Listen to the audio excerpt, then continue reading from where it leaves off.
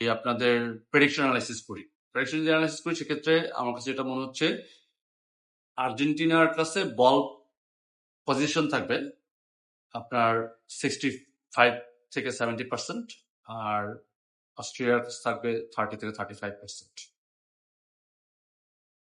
Argentina attack করার চেষ্টা করবে মিড দিয়ে, আর Austria low block high press করে কাউন্টার অ্যাটাক করার চেষ্টা করবে। হ্যাঁ, এবং এইখানে যদি আমি বলি খেলাটা কমপ্লিটলি যে কি জানি বললো আপনার ব্রাজিলের কোচ, হ্যাঁ, কার্লো ডন আনচেলত্তি বললো আর্জেন্টিনা ইন্টেন্সিটি নাই। কালকে আপনারা দেখতে পারবেন আর্জেন্টিনা ইন্টেন্সিটি।